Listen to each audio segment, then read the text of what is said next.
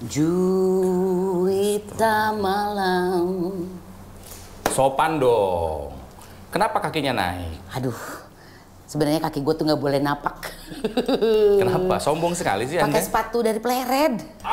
Oh, pengen ngasih tahu mereknya Gucci. Buatan Tegal ini kan daerah Gucci yang dingin-dingin itu. Iya. Sombong amat. Melawai. Enggak, ambasador, sorry. cek Kuningan? Enggak, Bangkok. Wah, langsung dong. Sambil menyesap kopi Indonesia, kopi kepala asik. Apa ya asik?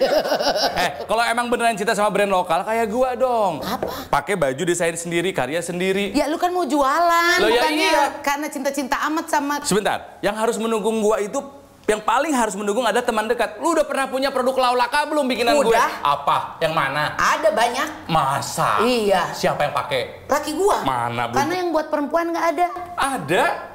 Size-nya nggak ada, Pak. Nah, itu dia. Itu kan kemasalahannya. Tapi berat kok. 3 tahun Laulaka tuh kayaknya gitu-gitu aja aduh, gitu. Bukannya UMKM tuh lagi begini, nah. Ada yang begitu, tapi jangan begini aja. Berat. Jadi nggak sempat meledak banget. Belum sempat meledak, gini aja. Berarti harus ada yang dibenerin dari brand lu. Nah itu dia. Dan mungkin ini kayaknya masalah yang banyak dihadapi oleh para UMKM atau para pemilik brand. Gitu kan ya? Iya. Ada yang nggak pernah gede, belum gede udah mati. Ada yang udah gede, sekarang hilang juga. Tapi ada yang bertahan terus gitu loh. Iya kan kemarin juga sempat Kemal kan datang ke sini bahwa kadang-kadang brandnya bagus, tapi cara penyampaiannya, cara penjualannya jelek juga itu bisa bikin banyak hal pokoknya. Iya. Banyak hal apa yang membuat sebuah brand besar atau malah hilang sama sekali. Ya. Hari ini di episode Raw TV kita akan kedatangan brand McKnight. Brand McKnight. Apa? Mencari keuntungan tapi jangan too light. McKnight. Gua juga ada. Kita mau kedatangan baju beben. Baju beben itu apa? Banyak jualan barang expert brand. Ada Mas Arto Biantara. Sama sarungan sama kayak gue. Iya sih. Thank you, Mas. Ini akan membantu Sini, banyak sini. sih teman-teman yang punya usaha karena beliau ini memang cinta banget dan ingin memajukan banget brand-brand lokal. Iya, termasuk Gitu. nanti kita akan bahas juga ini beliau bikin buku, judulnya namanya apa, memahami kekuatan nama merek dan cara menemukannya. Oke. Tapi tadi mungkin dengar curhatan gue, Mas Arto.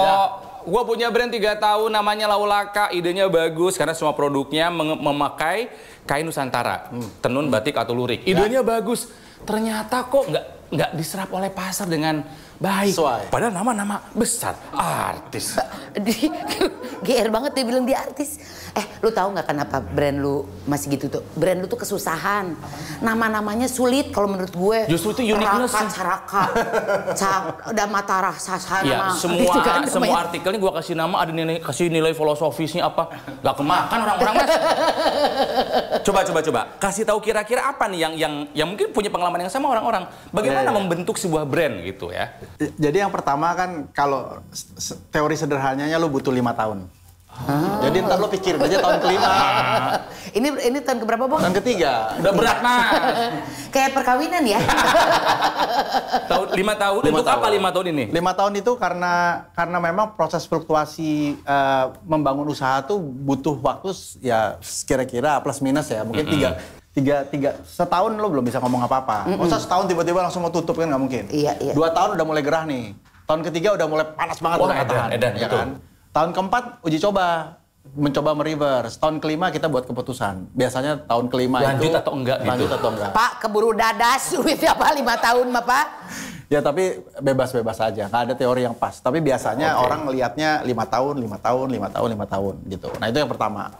Yang kedua, memang kita harus akui ya sejak tahun 2010, kalau misalnya gue bilang kita ada di era yang maju banget iya, tapi artinya sejak 2010 kan semua jadi sama nih. Apanya? Karena teknologi itu untuk semua orang. Dulu kalau kita tanya sama teman-teman kita yang dulu sudah usaha sebelum tahun 2010, kalau ditanya sekarang, gimana zaman sekarang? Susah bos, saingannya banyak bos, gitu kan? Karena dikit-dikit kita bisa jualan lewat Instagram. Dikit, jadi 2010 tuh gue sebutnya apa yang terjadi itu adalah terjadinya volatilitas industri. Volatilitas tuh poinnya tuh adalah teknologi banyak, peer-to-peer lending buat pembiayaan, terus kemudian e-logistik, e-commerce, dipermudah pokoknya semua kan. Jadi orang tuh fokus kepada, wah ini dapat kesempatan nih. Tapi yang dia missing tuh sebenarnya dari awal, basicnya adalah adanya supply sama demand. Ada orang nyari barang, sama orang yang butuh bikin barang. Yang di tengah inilah yang sejak 2010 sampai sekarang itu yang aplikasi banyak banget segala macam. Nah kita fokus di sini nih, fokusnya di sini. Padahal sebenarnya yang benar lo tetap harus fokus di sini sama di sini. Siapa sih yang nyari barang gue? Jadi kan tetap basic ya, tetap basic gitu. Nah kata kuncinya kan sebenarnya adalah kita mau kasih solusi apa? Produk yang kita ciptakan ini misalnya ini air ya. Ini air atau bom ini? Itu air, Pak. Dia keluar asap. Enggak. Misalnya gini ya. Ini kan air nih. Pertama kan dia mau kasih solusi apa? Kan sudah ada brand lain sebelumnya. Tuh, yang sama-sama jualan air putih air gitu putih ya. Nah, maka pertanyaan pertama, dia mau kasih, ada brandnya nih. Iya memang, Bapak tutup aja. Lu kira kita bikin sendiri kemasan begini? Ya kagak dong, ribet amat dah. Gua pikir. Nah, jadi solusi itu yang perlu kita connect sama kebutuhan pasarnya. Misalnya contohnya lu bikin baju yang bagus kan? Brand yang bagus, yang menarik, bicara etnik gitu. Nah, nggak salah dengan apa sih solusinya supaya kita cinta sama Nusantara gitu ya? Iya betul. Ide mulianya begitu, Mas. Ide mulianya itu. Nah, ada 200.000 orang yang juga berpikir yang sama dalam konteks itu. Jualannya sama juga berarti ya. Juga. Jadi problemnya, bukan problem, tantangannya adalah kalau bicara ekonomi kreatif itu kan ada 17 ya subsektor.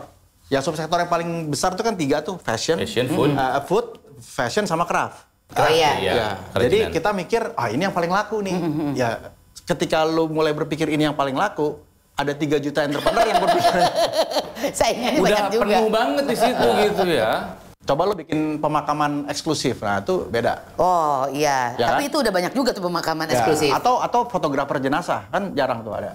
Silakan aja Mas.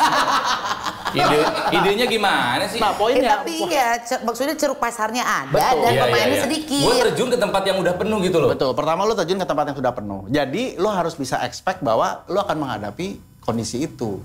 Tadi kalau gue bilang nih, gue serius nih.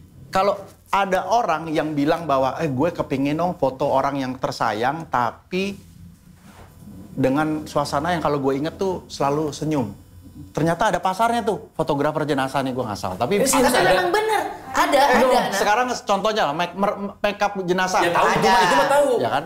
Sekarang sudah jadi occupation, jadi pekerjaan, ya kan? Nah, artinya apa? Artinya di situ ada kebutuhan pasar, pemainnya belum banyak, terus kita baru masuk tuh. Jadi selalu ada problem, ada solution.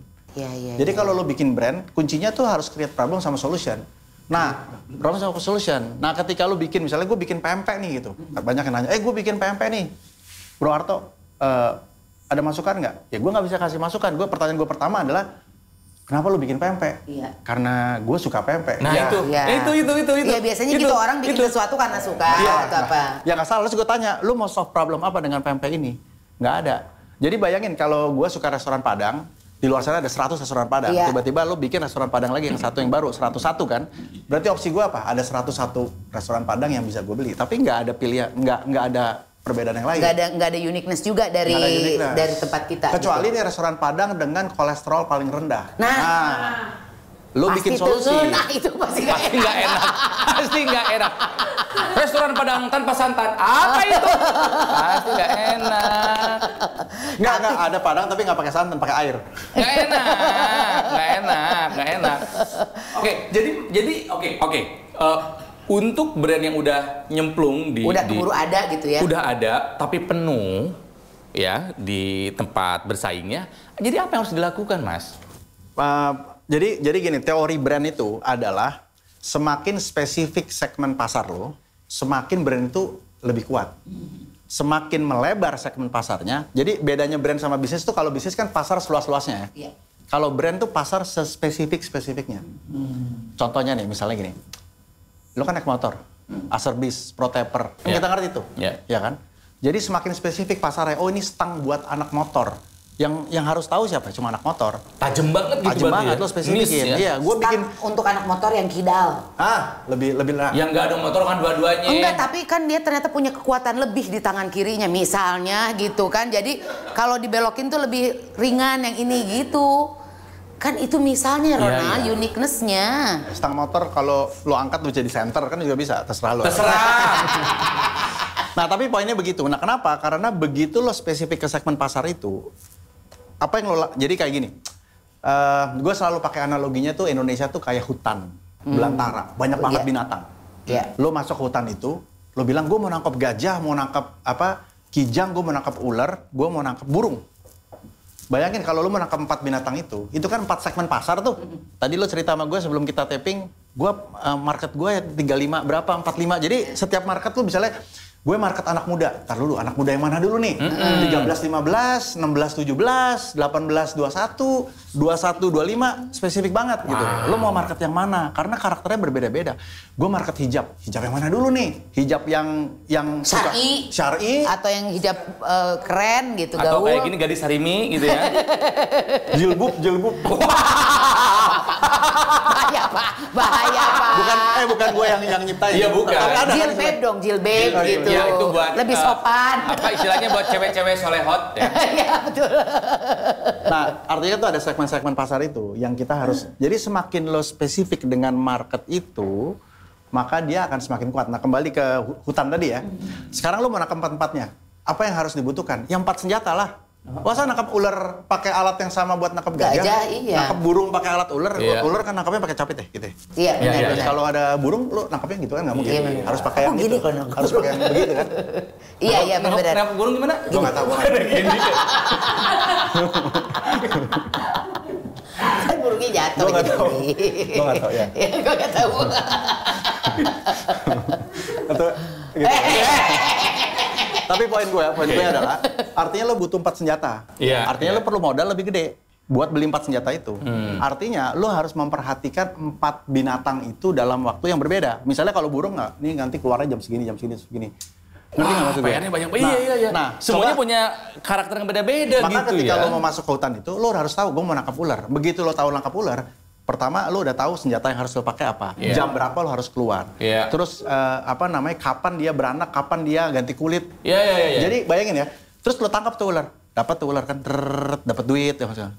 Sekarang gue mau bangun nangkap kijang, ya udah nanti kalau udah dapat duitnya pindah segmen pasar, baru market kijang gitu. Jadi jangan terlalu luas, lu pengen nge-grab semua dulu gitu ya. Problem kita itu suka kali terjebaknya gini, Indonesia pasar yang besar, 250 juta. Jadi lu kayak gilap mata, lu mau ngambil semua pasar. Padahal segmen pasar, nah makanya lu harus balik lagi kepada pertanyaan pertama kan sebelum kita masuk ke hutan itu, yang gue mau tanya, kenapa gue harus nangkap ular ya? Kenapa nggak gajah ya? Nah, kenapa gajah nunjuk aku ya? Ya, kenapa nangkap gajah ya? Gitu kan? Nah, itulah proses yang menurut gue lebih fundamental. Nanti kalau lu udah tahu, oh gue mau nangkap gajah karena menurut gue gajah itu ada latar belakang relasi dengan kehidupan gue misalnya. Baru ada reason tuh. Ya punya apapun alasannya kita harus cari tahu dulu gitu ya Mas ya. Nah tapi gini, semakin spesifik, brand semakin kuat, tapi pasar lu makin kecil nggak apa-apa. Bukan, setelah lo dapat kuat, lo pindahin pasar lagi ke sebelahnya. Kan lo udah punya duit lagi. Lo pindahin lagi pasarnya. Jadi lo kuasain dulu segmen pasar yang spesifik. Contohnya nih, gue ambil contoh deh. Starbucks lah misalnya gitu ya. Ya kan, boleh nyebut brand. Masuk! Boleh. Susah dia masang di kita. Starbucks gak pernah masang di online ya? Sebelum nggak jadi deh. Iya, boleh. Jadi misalnya kayak Starbucks. Ya mulainya dulu di kota kecil namanya Seattle. Setelah 20-30 tahun, mulai go internasional. Lo lihat aja semua brand-brand yang besar hari ini dimulai dari skala kecil, market spesifik, di market itu gitu kan. Sampai kuat banget. Nah, nanti masalah kuat nggak kuatnya kan sekarang udah ada VC, udah ada angel investor. Jadi leverage-nya bisa. Yang paling penting kan lo harus bikin sebuah validasi bahwa bisnis lo itu sudah jalan meskipun skala masih kecil tapi growing. Maka gue selalu kecil tapi grow terus gitu ya. Makanya gue selalu ketakutan kalau maksudnya hari ini lo berdua udah bisa jadi brand expert ya, dengan cara begini. Kalau begitu ada satu bisnis yang tiba-tiba booming, naik, lo udah bisa bilang tuh sebentar lagi turun. Gitu. Ya pasti begitu.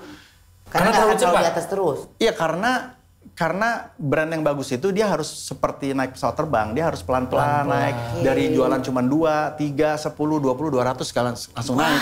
Tapi kalau lo mulainya langsung misalnya 2.000 orang ngantri, yang terjadi tuh cuma di permukaan aja. Kalau lu udah di puncak pilihannya apa? Tinggal turun. Udah tinggal turun. Ya ini kejadian kan maksudnya kayak beberapa waktu yang lalu di Indonesia itu yang namanya minuman boba ngetopnya luar biasa. Bahkan ada brand dari luar yang sampai ngantri-ngantri dan segala macamnya. Udah aja sekarang udah pada tutup. Nah, itu brandnya brand cukup kuat gitu. Akhirnya tutup. Yang bertahan ya memang yang kuat ininya, mungkin dari segi finance mereka kuat gitu.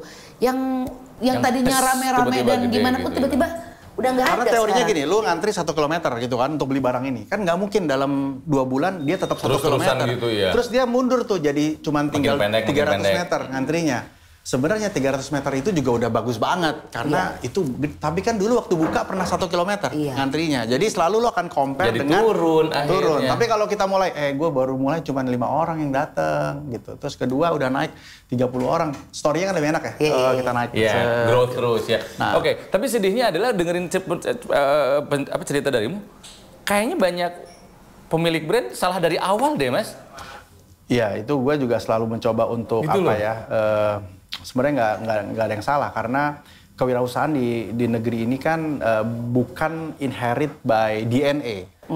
Maksudnya gini, kita tuh bukan negara entrepreneur karena kita dijajah kan. Jadi kita tuh agraris kan. Kita kan maunya jadi PNS dulu. Iya, betul. Gitu. Nah, baru mulai ada kewirausahaan itu mungkin di era 70-an, 80-an. Sekarang udah mulai seksi nih 2010 naik ke atas tuh semua orang mau jadi entrepreneur. Jadi tapi DNA kita tuh bukan.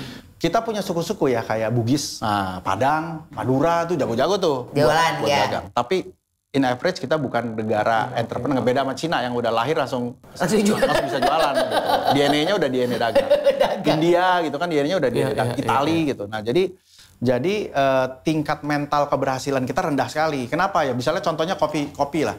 Oh, kopi lagi happening nih, modal 4.000 bisa jual 18.000, 20.000. Kan lo melihat opportunity. Nah, begitu lihat opportunity, itu pintu kegagalan gitu. No. Wow, ini sorry. Ketika ada opportunity, itulah pintu kegagalan. Hah? Oh iya, sama juga berpikiran liatnya. yang sama. Lah, bukannya opportunity adalah gerbang dari... Nah, pintunya harus permasalahan. Lo mesti cari permasalahan, bukan opportunity. Wah, gue kurang cari masalah selama ini. Mas, hidup gue masalah udah banyak. Lu kebanyakannya masalah diri sendiri sih, bukan nyari masalah orang. Aku ada satu pertanyaan nih, Bro Arto. Jadi ada satu brand lah ya, brand mie gitu. Sebut aja. Jangan dong ya. Yang sampai sekarang masih ngantri-ngantri edan. Itu mah gacoan aku banget. Gitu ya. Sini pertanyaan gue tuh adalah karena setelah gue coba ternyata ini biasa aja kalau menurut gue ya. Tapi orang tuh sampai rela antri, hujan-hujan pun mereka pada antri. Itu kenapa? Karena harganya memang terjangkau kah? Atau ada begitu faktor nikmatnya. X lain yang membuat, karena di mana-mana maksudnya tuh nggak cuma di satu tempat. Dia termasuk yang cepat lah ya kan, tadi sempat disebut bahwa ketika satu merek tiba-tiba, satu brand dagang tiba-tiba ada di mana-mana secara serempak gitu, seperti es krim itu, si es krim merah itu kan sekarang ada di mana-mana kan. Nah, apa yang membuat mereka tuh sampai sekarang masih apakah memang jualannya, PR-nya bagus gitu atau gimana? Kalau gue yang makan di situ kayaknya nggak mau balik lagi gitu. Ternyata aku adalah konsultannya. Nggak, jadi gue selalu bilang gini, respect dibangun setelah 10 tahun. Jadi hari ini kita bisa ngomong nih brand hebat banget nih, ya lo tunggu 10 tahun. Gue baru bisa komen setelah 10 tahun. Karena bisa aja banyak cara kan, bisa aja banyak cara. Misalnya lo punya kapital kuat banget gitu. Nyawer aja terus. Nyawer terus kan lo nggak tahu back end-nya. Tapi bisa jadi emang dia bagus juga. Kan kita bisa jadi betul. Jadi bukan soal positif negatif, tapi kalau misalnya kadang-kadang gue kenal ada beberapa brand hari ini yang kita kenal nih hari ini kayaknya keren banget, tapi masih minus aja sampai hari ini. Terus gue bilang, udah 10 tahun lu masih minus aja. Dia bilang, iya tapi ini passion gue. Dan gue selalu bisa, artinya nggak untung, break even iya. Mungkin 5 tahun terakhir dia break even. Profit ya cuman tipis-tipis.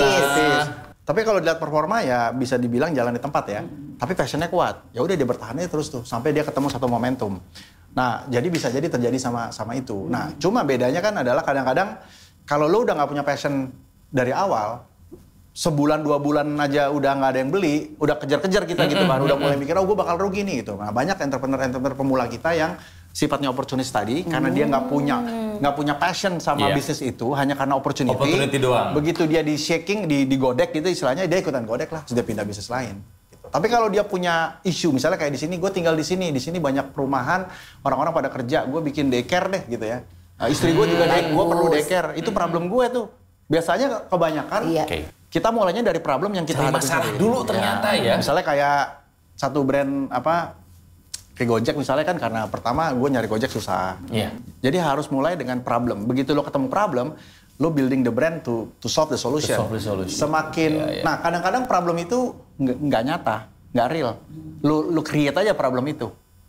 Ya misalnya apalah, gue nggak tahu. Cari-cari masalah gitu. Iya, ada orang tampol gitu. Misalnya osteoporosis. Lo kan nggak pernah dengar dulu waktu masih kecil osteoporosis. Iya sih. Sekarang lo tahu osteoporosis. Iya tahu. Dan si brand itu kuat banget ya, si brand susu itu kuat banget gitu. Nah artinya apa? Dia menciptakan isu. Misalnya ya banyak sih, misalnya ya brand ini misalnya kalau lo kekurangan cairan, lo akan, lo create masalah itu. Masalah itu kan ada di sekitar kita. Benar. So kita punya 280 juta penduduk, udah 90 juta potensi masalah. Nah berarti kan sebelum lo mulai usaha, yang pertama harus lo lakukan adalah lo cari masalah dulu. Masalah apa yang menurut size marketnya bisa gua... Gimana membangkitkan sensitivitas melihat masalah gitu loh Mas? Ya, kalau di kami kan kebetulan gue punya komunitas namanya Indonesia Brand Activist Network. Jadi para penggerak brand di berbagai daerah di Indonesia. Kita punya di 60 kota 120 orang lah ya. Wow, nice. Gitu. Nah, kita mulai dengan melihat permasalahan yang ada di sekitar kita. Di Tasik misalnya, ada aktivis kita di Tasik bilang, payung Tasik udah mau punah nih, yang bikin tinggal 5 orang nih. Kalau nggak ada yang bikin, habis. Ntar gue mau minta tolong lo juga. Dia lagi bikin Akademi Musik Sunda. Dia bilang musik Sunda kita ketinggalan sama musik Jawa. Betul. Kalau itu percaya itu, aku nah dia setuju. melihat itu masalah bagi dia. Gue orang Sunda. Dan gue kalau ngelihat kemarin tuh yang Asia Games musiknya lagu Jawa gitu-gitu. Kita orang Sunda kepingin, itu kan masalah. Menurut dia menemukan masalah. Akhirnya dia bikin Akademi Musik Sunda. Nah, Akademi Musik Sunda to solve the problem tentang kemungkinan hilangnya musik Sunda. Nah, di Jakarta kalau gue bikin masalah itu Sunda ya nggak ada gitu, iya. Jadi caranya gampang untuk bisa mulai, itu harus peka, lihat di sekeliling lo ada masalah apa yang bisa lo solve. Begitu lo tahu problemnya, then you build a product yang solving the problem, bisa produk, bisa makanan. Nah, baru bisa kita jasa gitu ya. Bisa jasa, baru kita jahit sama passion kita. Gue suka mountain climbing. Tapi permasalahannya misalnya pengangguran. Waduh, apa hubungannya? Nggak ada hubungannya gitu. Jadi baru bisa di-connect tuh. Jadi kita harus connecting the dot dari macam-macam gitu ya, passion kita, masalah gitu kan ya, sampai akhirnya di line Itu semua sebelum kita bikin bisnis loh ya? Iya. Jadi jangan dulu bikin dulu terus baru lu pikirin aku gitu. Iya, lu bikin mah dulu kan aja udah gitu, bilang kan. Karena passion doang. Aku dulu passionnya bikin bikin promotor K-pop. Bangkar. Bikin promotor K-pop, karena itu bener banget. Itu kesalahannya punya bisnis dari kesukaan pribadi. Terus emosi Ya, maksudnya ingin membuktikan gua bisa, mungkin sedikit banyaknya kita punya nama. Tanpa melihat bahwa pesaing juga banyak, nggak mempelajari A sampai Z-nya, meskipun itu bisa sambil jalan, hancur. Iya, jadi kalau sekarang gue terlatih kalau ketemu banyak brand-brand lokal datang ke gue, bagus-bagus banget, batik, tas, fashion, makanan. Terus yang gue tanya pertama, ya ini bagus banget nih. Tapi lu mau solving problem apa ya dari produk ini? Karena kalau tidak dia akan masuk ke kategori keren. Nah, keren, ini kan masuk kategori keren. Ya semua juga akan ngomong keren kan? Iya. Nah. Wow, keren. Tapi ngomong doang, nggak beli. Hanya dipuji doang gitu ya? Nah, kalau lo masuk ke kategori keren kan semua brand pasti akan ngomong keren. Gitu. Jadi kalau gue suka bercanda, kadang-kadang ngomong, apa kelebihan restoran Padang lo? Enak. Ya enak kan memang harus enak. Gitu. Apa kelebihan hotel? Nyaman, ya hotel kan harus nyaman. Iya. Kalau dulu karena sebelum 2010 competitive advantage itu masih sangat jarang sekali karena kita nggak bisa punya akses ke teknologi sama resources. Tapi dengan adanya 2010 semuanya sudah Internet of Things, kita sudah tahu misalnya ke Tasik aja lo mau bikin baju ya ke Tasik aja tuh isinya orang-orang pada bordir semua tuh. Iya. Jadi akses to resources, akses to kopi, akses to raw material sekarang udah bisa kita tembus kan. Nah karena semuanya sudah bisa ditembus, satu-satunya unsur pembeda adalah ya brand itu sendiri, the reason kenapa kita bikin itu, story dari foundernya, kemudian problem apa yang mau kita solve. Nah itu yang menurut gue lebih sulit, tapi kalau kita ngerti triknya ya juga bisa jalan. duh gue makin ragu-ragu mau ngeluarin brand gue. Yang ragu-ragu cukup Icuk. Ragu-ragu Icuk. Gue tuh mau bikin hotel yang nginep kapanpun, bayar kapanpun. Rugi dong. Kita langsung belajar dari kasus aja ya. Jadi ada temen gua nih Mas. Ini produk dari Bandung. Ya oke. Namanya Muno. We are.muno itunya apa namanya Instagramnya. Dia ini pengrajin kulit ya. Coba lihat dari brandnya aja dulu Mas ya. Alright, Muno. Ya, ini kulit yang di print gitu ya. Produknya banyak, ada dompet juga. Ini sih lanyard, katanya ini salah satu produk yang paling laku katanya Mas gitu. Ya. Coba. Sama anak-anak SCBD bukan? Lagunya lanyard. Teteh SCBD ya. Kita telaah nih Mas, kita telah ini studi kasus saja ya. Coba. Iya, kalau brand yang pertama yang harus dilihat, gue biasanya lihat Instagramnya. Terus gue lihat apa yang mau disampaikan oleh tas itu. Biasanya ada pesannya. Kalau pesannya misalnya modern lifestyle, ya udah itu pesannya, nggak ada yang salah dengan pesan itu. Tapi sekali lagi ada 10.000 brand yang juga menyampaikan modern lifestyle. Jadi kuncinya ya kuat-kuatan, konsistensi. Sama kayak lo minum kopi, di situ ada kopi merek A, B, C, D, semuanya jualan pakai kopi aren. Terus pertanyaannya, aren mana yang mau lo pilih kan? Semuanya kan harus enak juga. Akhirnya preferensinya biasanya kalau sampai di titik itu adalah outlet terdekat sama kita. Makanya beberapa brand besar cabangnya banyak, bukan karena produknya bagus, tapi mempersingkat availability everywhere. Iya. Mempermudah orang untuk mendapatkan accessibility-nya. Berarti kalau lo punya jadi teorinya kalau lo punya produk impar, satu unsur pembedanya adalah titik lo. Alfamart, Indomart apa bedanya? Nggak ada bedanya. Nggak ada bedanya jualannya ya. Tapi, ada beberapa barang yang nggak ada di mart tersebut. Jadi kalau mau kuat, ya dia harus ada di mana-mana. Banyak-banyakan aja. Sehingga ya gitu, kira-kira begitu. Ya mungkin ini juga sama kayak si Miche ya. Bacanya banyak. Miche. Iya. Si es krim merah itu. Kayak gitu juga Mas maksudnya itu. Sampai di mana-mana itu. Nah itu juga banyak yang nanya, tapi gue belum bisa komen terlalu banyak karena 10 tahun kemudian baru bisa komen ya? 10 tahun lagi lu masih ada nggak? Insya Allah, masih ada dong Mas. Akan dijawab 10 tahun lagi. Nah itu, kalau Mixo kan kekuatannya, dia bisa jual lebih murah ya. Iya. Gitu. Kemampuan dia untuk mendapatkan resources jadi lebih murah. Tapi murah itu bukan sebuah proposisi yang itu loh, yang apa? Yang pasti selalu akan laku gitu. Iya, itu kayak lo jalan di jurang, lo nggak boleh salah. Karena kalau lo salah sedikit, dia rugi karena dia nggak punya margin cukup untuk tarik napas.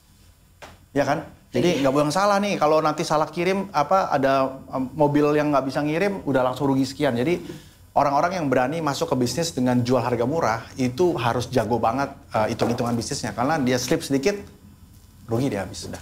Mas Arto, kamu kan dulu kerja di advertising agency, periklanan, banyak megang brand internasional. Tapi sekarang lebih fokus megang brand lokal. Kenapa? Keberpihakan aja karena bokap ya. Bokap tuh waktu gue sekolah di Amerika dulu dia bilang, lu belajar ambil ilmunya dari negeri itu, pulang bangun bangsamu. Dia bilang ngomong gitu. Gue juga nggak ngerti maksudnya apa sih. Jadi beliau ini adalah putra dari aktor, aktris legendaris. Aktor, penyanyi juga, maksudnya. MC juga. Serba bisa lah ya. Betul. Om Krisdiantoro. Makanya tadi di awal gue nyanyi Juwita Malam.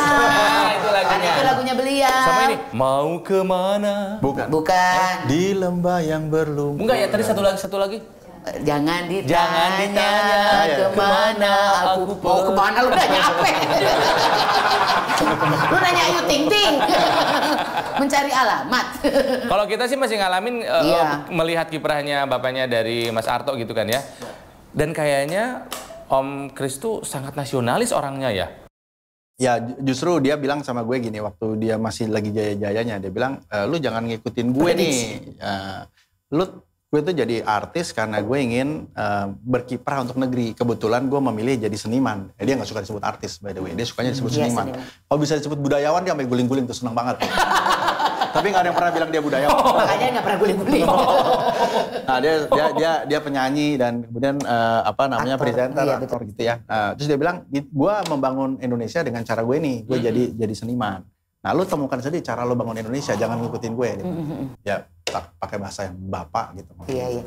Karena kan kalau gue baca dari latar belakang lu kan dulu kerjanya di sebuah agensi advertising yang memegang brand yang udah mendunia banget. Udah established semua, gitu brand ya. gede. Si minuman itu kayaknya selalu disebut tuh di setiap itu pernah memegang brand ini segala macam gitu. Ya. Tahun berapa akhir memutuskan kayaknya gue mesti brand lokal nih yang tahun 2004 gue mulai galau sih. Terus gue pikir, gue punya skill ini, gue bangun brand-brand dari luar, which is gak ada yang salah. Tapi terus begitu gue belajar tentang brand-brand dari luar ini, story-nya sama brand-brand kita. Mulai dari garasi, mulai dari nol. Sama gitu ya? Kan. Sama lah semua brand-brand itu.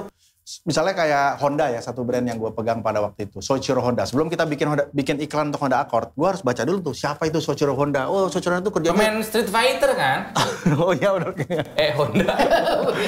Nah dari situ gue ngerti, Honda tuh mulai dari kecil. Oh dia punya karakter tuh dia suka-suka nyari kesalahan orang di pabrik karena dia orangnya perfeksionis. Dia kalau bikin mobil tuh selalu aerodinamis karena dia mikirin orang. Jadi kalau orang ditabrak tuh nggak langsung terlalu fatal karena dia ya. mikirin. Nah dari situ sebenarnya, brand-brand lokal kita juga sebenarnya sama. Terus gue inget bokap bilang itu. Terus akhirnya gue memutuskan untuk gue resign. Terus gue ingin mengembangkan brand-brand lokal lah. Berdirilah company itu. Meskipun tahu tantangannya akan sangat berat membangun brand lokal itu. Sangat, karena belum ada media sosial waktu itu ya. Tapi yang beruntung memang tadi, di tahun ke-10 gue baru dapat kliknya. Karena tahun 2000, setelah 10 tahun, Bang Andi datang ke gue nanya, Tok, lu kerjain apa? Gue bantuin brand-brand lokal kecil-kecil, Bang. Andi itu Andi siapa? Diatno ya. Kan Andi Bahtiar, Yusuf juga ada. Andi Marimata lu tahun berapa? Iya bener. Andi Lala juga bisa. Gue tahu. Orang-orang tahu. Terus Bang Andi Noya bilang apa? Dia bilang, dia tanya gue ngapain, kerjaan gue apa. Harus gue bilang, gue kreatif director, gue sekolah di Amerika, tapi gue sekarang bantuin brand-brand kecil. Saya bilang, kok kayak agak tolol-tolol gitu loh ya, gitu. Maksudnya kenapa melepas semuanya itu, gitu ya, untuk yang ribet-ribet ini susah. Menurut dia gue menarik. Terus dia bilang, kapan-kapan gue bikin TV program ya, nanti lu jadi mentor di program itu. Lalu gue masuklah ke TV program pertama itu. Nah di program itu ternyata ada mentor-mentor.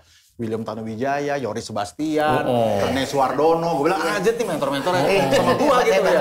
Ya udah kita jalan lah tuh 2 tahun, programnya selesai. Terus gue bilang sama Bang Andi, Bang, gue mau punya program televisi sendiri ya. Gitu. Apaan? Brand adventure. Apa itu konsepnya? Gue mau naik sepeda motor keliling Indonesia, terus gue menemukan brand-brand lokal yang keren-keren, gue angkat ke televisi. Ya udah, masukin ke televisi kita. Iya. Tahu lah televisinya. Terus ya udah, lahirlah brand adventure. Lalu dari situ kita pindah lagi ke televisi yang lain sampai hari ini. Baru pas pandemi kemarin ya kita berhenti karena nggak bisa jalan-jalan. Iya. Nah disitulah pintu gue masuk ke dunia televisi dalam tanda petik ya, melakukan hal yang sama kayak bokap, tapi bedanya dia nyanyi, gue membawakan brand. Kira-kira gitu. Tapi ya gue mencoba untuk mengemasnya juga menarik, ketemu sama banyak brand-brand lokal, dan dari situ mulailah satu-satu orang mulai nelpon, Mas, gue ngeliat lo di program ini, gue mau bikin juga, boleh nggak di kota gue? Boleh aja lo bikin. Akhirnya lahirlah tuh tandingan-tandingannya brand adventure. Ada brand story, ada brand indie di berbagai kota. Terus instead mereka jadi saingan, ya gue rangkul, kita jadi komunitas. Nah itulah yang kemudian berkembang jadi Indonesia Brand Activist Network, which is kita sekarang ada di 60 kota, 120 orang. Kerjanya apa aja tuh? Jadi brand itu intinya sebenarnya bukan UMKM saja, bukan cuma sekedar bisnis. Brand itu kan disiplin ilmu yang lo pakai untuk mendukung objektif itu. Jadi nanti kalau ada Extreme Impact nih, salah satu inisiatif yang sedang kita dirikan, kita lagi bantu satu yayasan untuk anak-anak CDLS namanya. CDLS itu Cornelia de la Syndrome, penyakit sangat langka sekali. Jadi penyakit yang nanti gue diamalin plak gitu. Kelainan langka yang menyerang 22 titik dalam tubuh. Jadi mungkin yang pertama dia punya keterbelakangan mental tentu saja. Terus paru-paru kiri kanannya bocor. Terus kemudian nggak punya kaki atau nggak punya tangan. Jadi, ini yang dirimu naik sepeda itu ya? Iya. Betul. Untuk ini ya, untuk awareness. So yayasan ini yang pertama kali ketemu dari masalah kan. Pak, saya punya masalah. Anak saya terkena CDLS dan kami ada 160 anak nih, apa yang bisa dibantu di seluruh Indonesia ya. Terus kita bilang oke, langkah pertama ya harus bikin yayasan ini nanti akan menampung dana-dana, dan kedua kita harus bangun awareness gitu. Ya udah, dari bangun awareness itu baru kita susun strateginya. Ya, mulailah gue naik sepeda itu dari Jakarta ke Semarang 3 hari 3 malam untuk membangun narasi itu. Nah itu namanya Extreme Impact. Extreme Impact itu adalah inisiatif yang dibangun dengan cara-cara ekstrim untuk tujuan kebaikan. Jadi yang menarik setelah Extreme Impact selesai, datanglah tuh para ekstremis. Gue menyebutnya ekstremis. Bilang, kowe orang si Pitung di mana? Which is, lu juga bisa jadi ekstremis. Artinya adalah orang-orang yang berani melakukan sesuatu out of the box untuk tujuan kebaikan. Asik nih, ide gila, keren. Kayak Aldi Taher gitu. Tapi kan dia juga untuk kebaikan. Look at the star. Tapi harus ekstrim ya. Kalau ekstrimnya lo harus nyanyi 20 jam misalnya gitu. Nah, tapi yang menarik abis itu ada orang yang datang ke gue bilang, Mas saya mau gabung di Extreme Impact. Bapak-bapak ya, gue tanya, oh boleh Pak gabung Extreme Impact dengan senang hati. Boleh saya tahu Bapak melakukan kegiatan ekstrim apa? Terus dia bilang, ya saya lari sih Mas. Oh lari bagus. Lari dari mana Pak? Dari GWK ke GBK. Anjir. Terus gue bilang gini, GWK ke GBK? Bali, Jakarta. Terus gue tanya, berapa lama Pak? 30 hari. 30 hari Pak. Wow. Mencari cinta tuh. Bukan. Terus usia Bapak berapa? 61 tahun. Langsung gue salamin, selamat datang di Extreme Impact. Anjir. Udah dijalankan? Nah sekarang kita persiapan. Lalu ada seorang ibu yang naik kursi roda, terus dia ingin galang 1000 kaki palsu, terus dia mau... Jadi ini gue terinspirasi dari sebuah cerita di Inggris. Ada kakek-kakek usia 98 tahun atau 102 gue lupa. Terus dia punya rumah sakit, veterannya tuh mau rubuh. Terus dia bilang sama cucunya, lu tolong dong kasih tahu tetangga-tetangga kita, gue mau galang dana buat rumah sakit kita itu, kata si kakek itu. Lu ketok-ketokin pintu rumah-rumah orang, pakai topi, mintain duit, gue akan lari 100 meter. Ya Allah. Akhirnya karena dengan usia segitu kan agak susah tuh kan. Terus dia ketok-ketok pintu, satu-satu rumah, granddad mau lari. Nah salah satu rumah itu adalah jurnalis. Jurnalisnya kirim ke teman-temannya, ada tetangga gue umur 98 tahun. Lo tau gak yang terjadi? Pada saat si bapak itu lari, lebih dari 150 media tuh berdiri depan rumahnya. Merinding. Depan rumahnya, di ujungnya tuh ditunggu sama keluarga kerajaan. Kerajaan Solo. Ya. Kerajaan Belanda, Putri Beatrix. Ya, Ratu Julia. Udah gitu. Oh my God. Terkumpul ratusan puluhan miliar ya, gue lupa angkanya berapa. Terus kira-kira berapa bulan kemudian dia meninggal. Iyalah. Tapi terus gue mikir-mikir, ini keren ya kalau kita bisa membuat inisiatif kebaikan dengan cara-cara ekstrim. Terus lo jahit dengan isu-isu yang ada di, gue terinspirasi dengan Extreme Impact itu. Jadi gue mau mulai dengan, kan harus ada yang dikorbanin ya. Terus gue juga gak pernah naik sepeda juga, kan gue nggak tahu, gue pikir naik. Kamu tuh bukan anak sepeda? Bukan lah. Tapi melakukan kegiatan bersepeda. Iya, baru naik sepeda tuh 3 hari sebelum. Gila lu. Jakarta Semarang. Iya, jadi gua kan tanya sama orang tua, lu siap nggak sih punya anak-anak kayak begini? Dia bilang, kita nggak pernah siap Mas, karena anak-anak CDLS itu nggak bisa terdeteksi pada saat di kandungan. Biasanya terdeteksi setahun atau 5 tahun atau 8 tahun setelahnya baru ketahuan nih anak. Beda kan Down syndrome kan bisa dilihat ya. Betul, kalau ini nggak bisa. Jadi berarti lo nggak pernah siap dong dalam hidup lo punya anak kayak gini, nggak pernah siap. Oh kalau gitu, gua juga harus naik sepeda dengan tidak siap. Ya udah. Gue cari satu brand lokal namanya Arana sama sepeda kayu. Terus gue bilang, gue mau melakukan inisiatif ini. Terus gue kontak ke hampir 40 entitas dari rumah sakit, universitas. Lu mau bantuin gue nggak? Oh mau. Udah kasih sepedanya 3 hari. Terus gue lihat pasar 90 ya, bisa lah. Terus udah kita langsung jalan tuh naik sepeda tuh. 30 km pertama ya biasa, gue siul-siul. Apa sih? Perjalanan ini ya. Saya kira lagunya Juwita Malam. Itu 30 km pertama, men. 30 km kedua gue udah mulai gini. Ini gue ngapain ya? Lagu Jangan Menyerah, mestinya habis itu diterusin. 30 meter berikutnya. Jadi etapa pertama tuh 250 kilo ke Cirebon. Aduh, etapa pertama. Ya, ini karena yang ekstrim ada dilakukan sama orang yang tidak pernah melakukan makanya disebutnya long ekstrim. ride gitu kan. Jadi harus begitu. Ya udah, baru 30 kilo berikutnya, gue udah mulai keluarin doa-doa tuh. Gak nyambung juga. Itu baru separuh dari perjalanan. Sampai di satu titik gue udah bilang, aduh gue udah gak kuat nih. Gitu. Tapi boleh istirahat kan atau tidak boleh berhenti? Gue harus jalan itu setiap 15 kilo berhenti. Setiap 5 menit gue harus makan dan minum. Nah ada videonya tuh, makanya nanti lo lihat. Sampai akhirnya gue jatuh segala macam. Jadi kita punya film dokumenternya. Oke, nah. Seperti apa si Extreme Impact yang pernah dijalankan sama Mas Arto? Nih kayak gini nih, potongannya nih.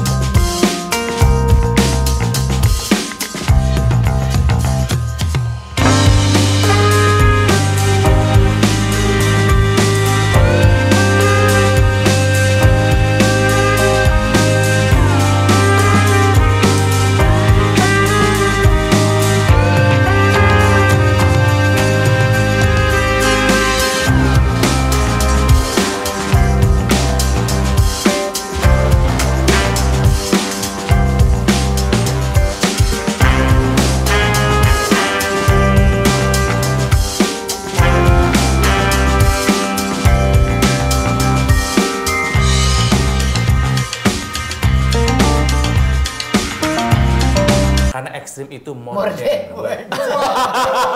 Tapi kan gue juga pernah melakukan tantangan itu. Yang waktu ulang tahun, tapi memang tidak ada efek apa-apa sih. Tapi buat gue itu adalah ekstrim karena gue pengen jalan kaki untuk menyambut 45 tahun ulang tahun gue. Gue tuh dalam sebulan pengen berjalan 45 kilo. Gitu. Tapi ya memang hanya untuk merayakan aja. Tapi dengan ini gue jadi terinspirasi. Kenapa nggak ditempelin dengan idenya Mas Arto? Kita bikin aja ya. Ayo. Lo ya. Tapi kita mau. Apa ya ekstrim apa dari kita gitu ya? Jadi gue baru tahu nih, kenapa orang-orang. Oh ya. Sombong amat lo diliatin lagi. Sepatunya gini-gini kasihan kan. Sayang. Kenapa orang-orang naik sepeda motor tuh keliling dunia itu? Dia kan naik motor, itu ada manajemennya. Dia ngelola itu si motoris itu. Ntar di kota ini lo bakal ketemu sama ini. Jadi ada IO-nya yang mengelola orang ini gitu. Nah, gue membayangkan hal yang sama. Jadi kalau misalnya ketika mau melakukan sesuatu, gue bisanya ini. Terus kita cari tuh off-takernya yang akan kita bantu. Mungkin single parent sekali atau ibu-ibu miskin di pesisir pantai utara, whatever ya. Terus kita jahit tuh. Nah, baru kita cari partner-partnernya, terus kita bikin di Extreme Impact. Aku mau banget.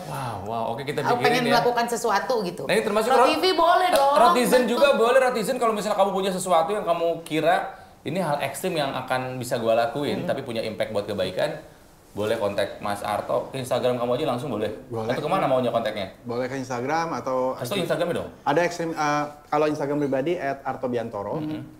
Atau di Extreme Impact Official juga ada. Extreme Impact Official. Extreme Impact Official, nanti bisa lihat di situ. Kita lagi menyusun the next impact nih yang mau kita lakukan dan berharap one day ini bisa ngajak lebih banyak orang untuk melakukan sesuatu dengan caranya masing-masing. Aku mau banget. Aku mau banget. Nah, sekarang kita ngomongin buku. Buku. Ada buku dari Mas Arto judulnya namanya apa? Memahami kekuatan nama merek dan cara menemukannya. Ini buku udah bisa didapetin di udah ada di Gramedia deh, tapi belum kita launching ya. Tapi sudah launching di Gramedia. Jadi ini tuh buku ngajak orang untuk kalau mau bikin brand tuh namanya harus catchy atau gimana nih? Iya, jadi kalau gue ingat banget waktu pandemi ya. Waktu pandemi itu kan semua orang pada panik, terus tiba-tiba ganti usaha gitu kan. Dari makanan tiba-tiba jualan hazmat gitu-gitu. Bener. Harus material, masker, baju itulah. Terus tiba-tiba bahkan dia mau ganti brandnya. Terus gue bilang jangan diganti brandnya, yang harus diganti itu sales strateginya. Jadi strategi sales, marketing, PR tuh bisa berubah lewat waktu. Tapi kan nama kan nggak bisa berubah. Iya. Nama lu kan nggak mungkin diganti, kecuali nama hanya bisa diganti dua. Pertama, lu melakukan kesalahan fatal, yang kalau lu bilang gue minta maaf, orang juga masih ingat. Ya udah terus. Matiin aja tuh nama, lu bikin nama baru, lebih gampang, costnya lebih murah. Atau yang kedua, lu sudah tidak di industri itu lagi. Kalau dulu ada kaset TDK, ingat nggak kaset TDK?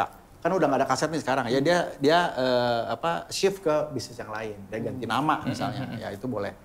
Nah, sayangnya nggak ada orang atau buku atau literatur yang menjelaskan bagaimana proses penamaan itu diciptakan. Nah, gue kepingin nulis buku untuk memberikan semacam pandangan karena ini langkah paling penting setelah ketemu konsep kan. Iya. Ketika konsep udah dapat, baru bikin nama kan. Iya. Nah, salah gue mah. Nah, itu yang kemudian gue tulis di buku ini namanya apa. Jadi proses yang membawa kita untuk memahami bagaimana menciptakan sebuah nama. Gue jago mas bikin nama mas. Nggak jago ngejalanin bisnisnya mas.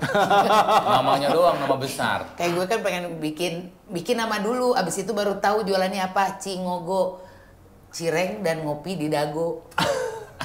Mau jualan cireng sama kopi di Dago, Cingogo. Nah, dari nama dulu baru. Dan nggak ada tempat duduk, semuanya Cingogo. Cingogo semuanya jongkok. Tapi kan ya itu, ya nama itu memang penting banget gitu kan. Oke, kita kasih 2 buku ini buat Rotizen ya. Selama komen di bawah, tapi kita sambungin sama Extreme Impact tadi ya.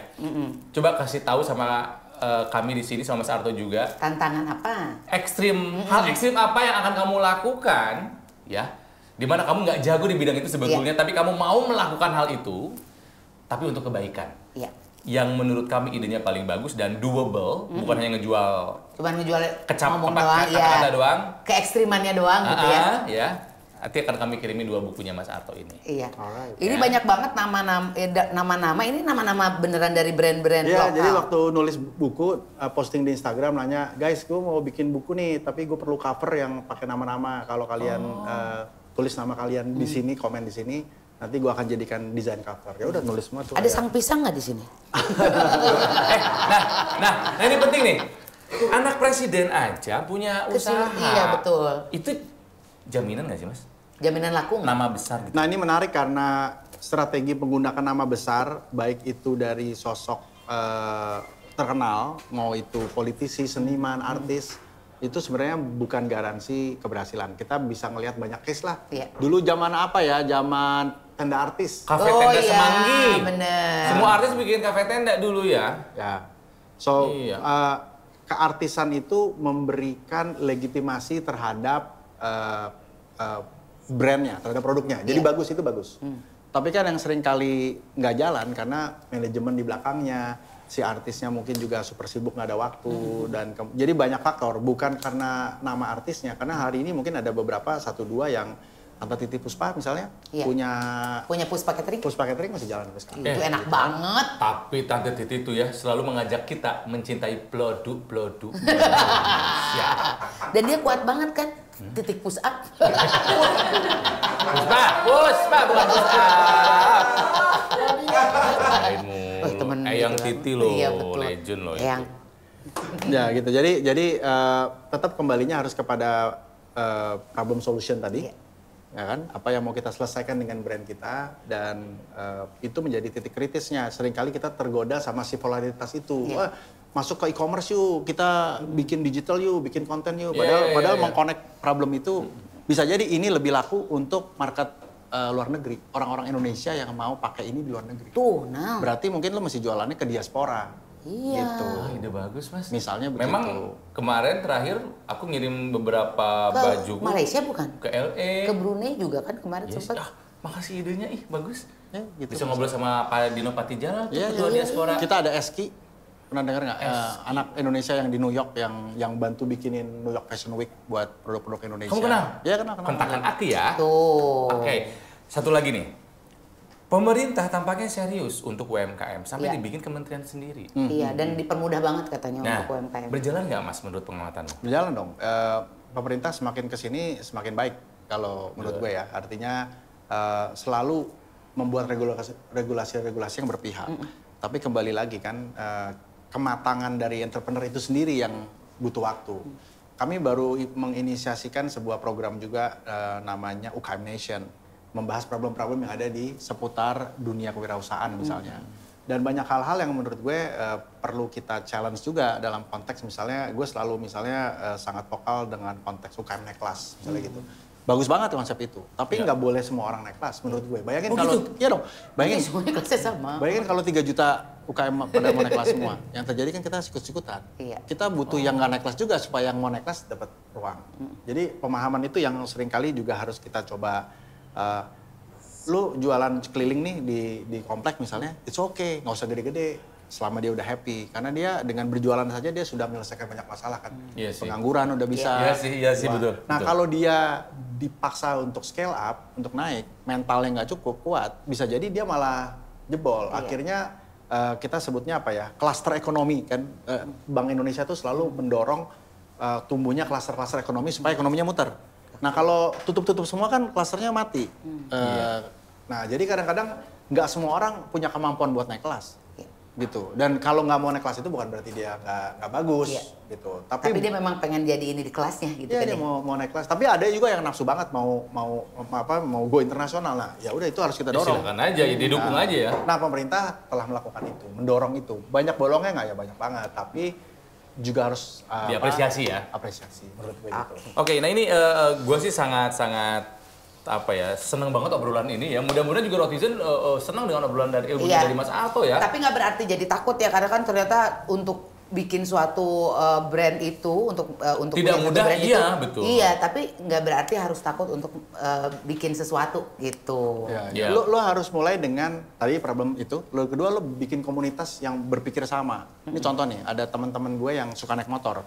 Terus ada teman gue yang memang kerjanya bengkel motor gede. Dia kan nggak nawarin, dia ikutan aja. Riding bareng nih rame-rame. Nanti begitu ada yang rusak, nanti gue yang betulin. Lama-lama lo nanya, lu punya bengkel? Punya, gue mampir dong. Nah, urusin lah gitu ya. Urusin. Kan beda banget pendekatannya. Jadi lu building the community, create isu bareng-bareng. Iya. Terus lo bisa jalan. Gue kan follow Instagram lu Mas. Kalau gue sih bisa melihat ke betapa dia tuh sangat mengidolakan bapaknya banget. Gitu kan. Foto terakhir lu lagi meluk bapak lu.